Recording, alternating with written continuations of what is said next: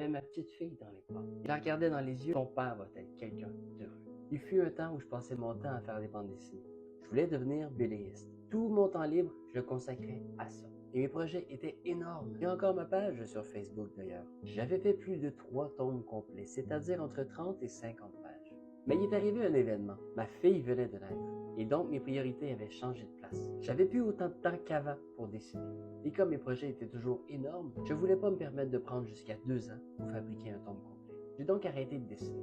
Et pour moi, c'était pas forcément une mauvaise chose. En fait, j'avais ma petite fille que je tenais dans mes bras. Elle avait quelques semaines et je la regardais dans les yeux. Et je réfléchissais à ce que je voudrais pour elle. À ce moment-là précis, je me sentais encore perdu dans ma vie, mais je voulais que son père soit quelqu'un. Je la regardais puis je disais, ton père va être quelqu'un. Je voulais trouver une carrière, une job. Je voulais laisser tomber mes rêves qui paraissaient irréalistes pour certaines personnes. Je m'étais dit que je voulais évoluer dans la gestion. J'ai toujours aimé être gérant. Je me suis dit, parfait, je vais pouvoir évoluer là-dedans et je vais être quelqu'un. Les mois ont passé, les mois ont passé. Je me suis rendu compte en fait que ce que j'aimais le plus dans la gestion, c'était de permettre à mes employés de pouvoir évoluer.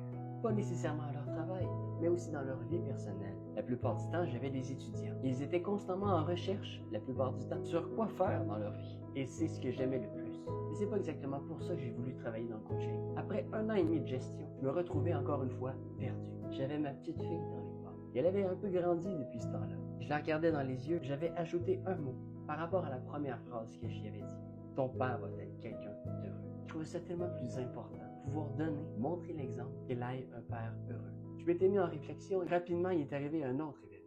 Un vieil ami de ma femme l'avait téléphoné. Il était en peine d'amour. Il avait besoin de parler. Je suis en contact avec cette personne-là sur Facebook et dès le lendemain, je lui avais écrit que j'étais un coach de vie.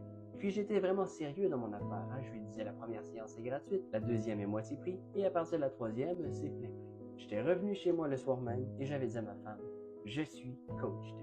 Ensuite, les événements sont arrivés, j'ai été dans une école de formation et je continue encore et encore à évoluer dans mon métier. Tout ça pour te dire que, à partir du moment que j'ai décidé de vouloir devenir quelqu'un d'heureux, c'est ce métier-là qui m'a accroché. En voulant trop vouloir devenir quelqu'un, j'avais oublié le détail important que pour devenir quelqu'un, il faut tout d'abord être heureux. Ça paraît cliché, mais c'est vrai. Et j'ai pas besoin de vous répéter à quel point j'aime accompagner les gens. De voir quelqu'un avec plein de questionnements, plein d'incertitudes, parfois même beaucoup de manque de confiance en soi, de voir leur évolution, terminer leur séance avec plein d'espoir, avec de la joie remplie dans leurs yeux, mais surtout avec une plus grande connaissance de soi. C'est la base si on veut accomplir nos défis. Bref, c'était mon histoire sur qu'est-ce qui m'a motivé à devenir coach de vie. Passe une bonne journée.